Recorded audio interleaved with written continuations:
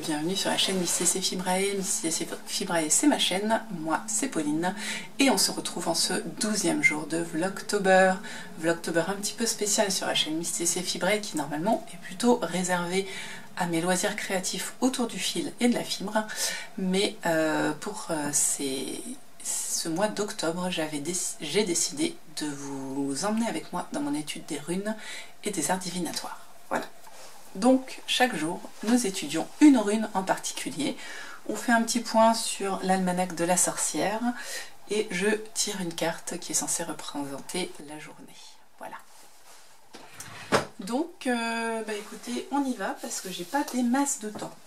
Et que, voilà, j'ai pas des masses de temps. Donc, je vous ai dit ce qu'on allait faire, il faut que j'arrête avec les dons. Mais bon. On commence par l'almanach comme tous les jours. Alors, aujourd'hui, nous sommes donc le 12 octobre. Ah, pour une fois, les iconographies ne sont pas horribles. Nous n'avons pas de saint, mais un génie du jour qui est à Noël, qui est un génie infiniment bon, qui préserve des accidents et protège la santé. La recette du jour sert à transférer un mauvais sort qu'on nous a jeté.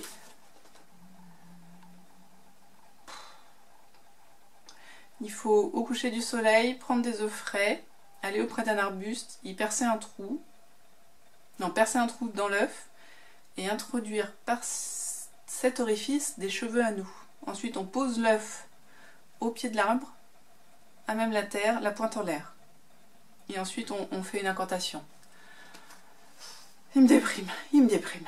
Le parfum du jour, limette, muguet et gaillac. Alors, pour sentir du muguet frais au 12 octobre, je vous dis bonne chance.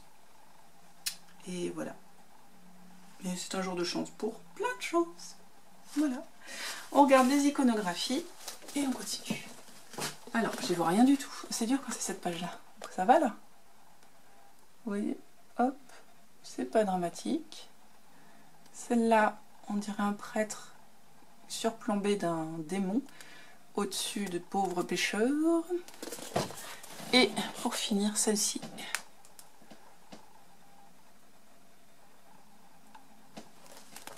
Voilà, qu'est-ce qu'ils m'en disent? Rien. Bon, il y a quelqu'un qui est en train de se faire tuer, ça va, hein, c'est soft. Bon, j'ai pas d'infos sur...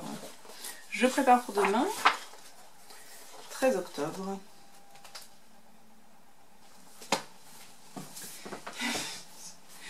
Et nous partons sur l'étude de la rune du jour qui est Agal. Est-ce qu'on travaille sur Agal aujourd'hui? Mais oui, tout à fait. Alors, Agal. Je vous rapproche parce que vous êtes loin, non? Hop, voilà. Alors, voici notre carte de Agal. Donc, on reconnaît le sigle. Ah, mais non, on n'a pas du tout le même sigle. Ça va pas du tout. Pourquoi on n'a pas le même sigle? Ah ah! Alors là, c'est un truc de ouf. C'est le même nom, mais c'est pas le même sigle cette fois. Bon. Écoutez, on va faire avec. Agal, qui pour eux est représenté par une étoile. Moi, mon sigle, c'est une sorte de N. Vous voyez? C'est bien la 9e rune, hein, on est tous d'accord là-dessus. Enfin, tous d'accord, mon livre et ma carte. C'est bien le son H et la lettre H. Et son nom, c'est bien Agal.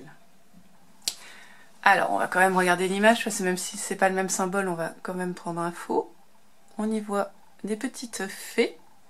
Un petit peu d'effet de glace, non? Ah, il y a un petit rouge-gorge derrière. Vous voyez l'intérieur, là? Un beau... Il y a un petit serpent, là. Voilà. Et là, vous voyez une pierre précieuse. Et un enchevêtrement de bois. En forme d'étoile, donc. C'est intéressant. Et on a cette couleur omniprésente de bleu, blanc.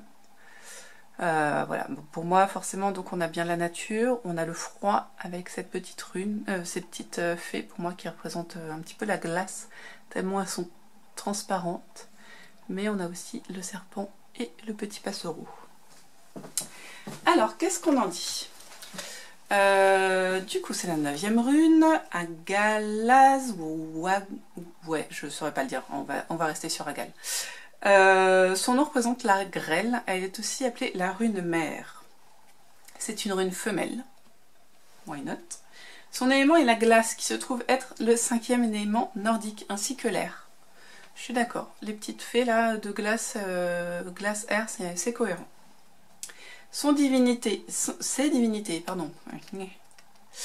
C'est Heimdall, donc on en parle souvent d'Heimdall, hein, c'est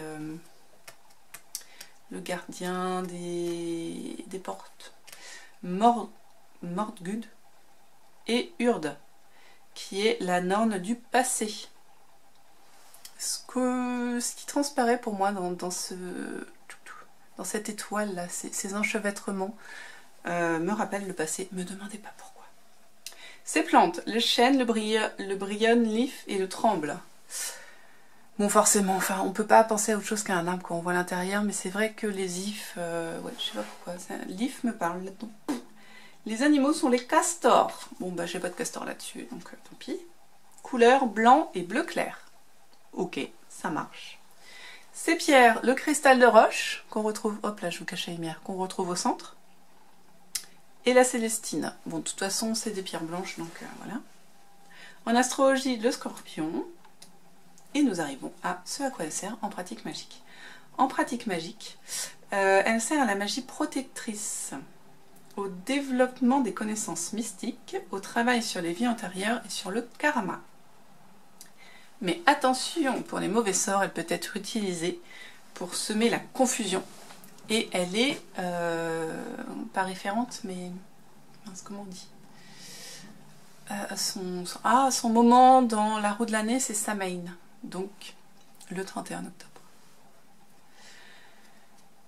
En divination, elle symbolise la force destructrice de la nature permettant une régénération.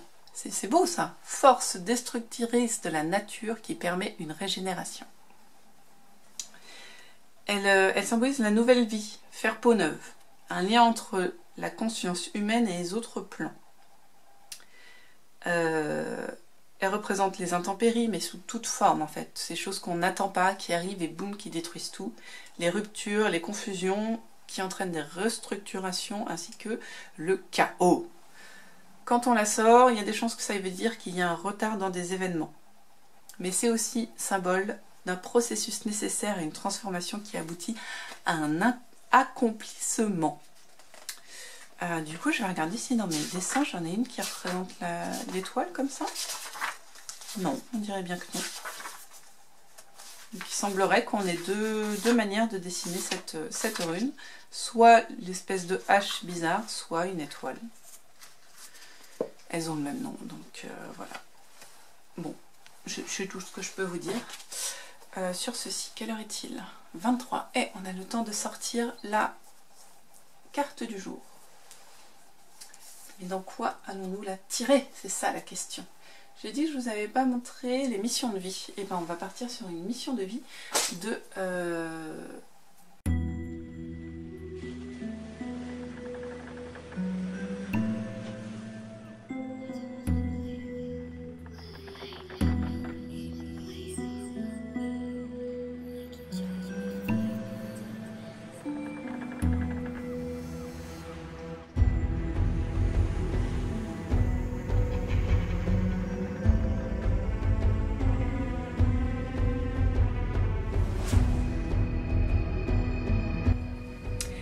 Alors, plusieurs choses sur cette carte. On a donc l'image comme d'habitude, son nom, changement de voix et un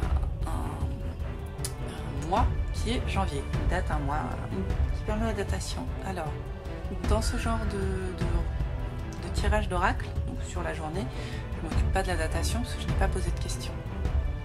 Donc on va s'occuper juste de l'image. Et bah écoutez, c'est plutôt rigolo, cette dame entourée de lune dans les étoiles, je sais pas vous, ses cheveux noirs, sa lèvre rouge, son air un petit peu mystique. Pour moi, elle représente une sorcière. Donc avec ce petit mot, changement de voix, je me dis pourquoi pas... alors on va pas dire que c'est un changement de voix vers le mystique, mais une confirmation du bienfait de mes études sur la voie un petit peu de la sorcellerie et du mysticisme, pourquoi pas. Je vois dans ce cycle de la lune, donc outre la référence à la sorcellerie, j'y vois justement un cycle, un mouvement, comment dire, une durée, une référence au temps qui passe en fait. Et par cette chose là, ces poussières un petit peu, enfin moi j'y vois, c'est ça, j'y vois la poussière qui s'en va, un souffle, un vent de changement peut-être, voilà. Bon, en vrai je me fais assez peu référence au fond qui est toujours étoilé sur ces cartes, donc bon, voilà. Mais voilà, pour moi on est sur une sorcière, un souffle de changement, un changement de voix peut-être, et sur la durée. Voilà, dites-moi ce qu'elle vous indique à vous. C'est vrai que les missions de vie ont tendance à plus me parler que certaines autres, comme la puissance de la lune, et j'aime bien aussi la libération énergétique. Voilà, donc bon, on y reviendra peut-être sur celle-ci, voilà. C'était la carte du jour, changement de voix. Donc en résumé, changement de voix. Tes guides te disent que tu dois changer de voie. Si tu as pris récemment une décision importante afin de changer de vie, tu es sur la bonne voie. Par contre, si ça fait longtemps que tu es sur le même poste, bah change de voie du coup. Les signes sont importants. Je fais un résumé. Hein. Aie confiance dans ce qui se passe autour de toi. Même si pour l'instant c'est pénible, c'est un signe pour que tu puisses entrer dans ta mission de vie. Tu dois aller vers un autre domaine, peut-être davantage en connexion avec toi-même. Tu dois changer de direction, mais surtout, fais-toi confiance et aie conscience que rien n'arrive au hasard. Voilà. Bon, c'est pas si mal. Après, on y voit toujours ce qu'on veut. Moi, c'est ça que j'aime bien dans les oracles. Bon, je vous reprends en face. Et j'aurai ce Vlogtober, bon, un petit peu rapide comme Vlogtober, je suis désolée, mais voilà, les impératifs de la vie de famille, hein, vous savez ce que c'est. Je suis pile poil dans les temps, donc j'espère que la carte du jour vous aura inspiré. J'espère que la rune, bah, je suis désolée, moi le fait qu'il n'y ait pas eu la même image sur la rune et dans mon cahier, ça m'a un petit peu perturbée, même si je trouve que l'image de la rune, enfin de la carte, est en fait plus cohérente avec ce que je vous ai dit que l'espèce de hache. Donc vous me direz. Vous me direz ce que vous en pensez, c'est toujours un plaisir de partager avec vous. Pas de questions aujourd'hui, pas le temps. Et je suis pas sûre d'en avoir d'ailleurs, donc de toute façon, voilà. Nous, on se retrouve demain pour le jour 13 du Vlogtober, où nous étudierons encore une nouvelle rune, bien sûr. Allez, à très bientôt dans ce Vlogtober.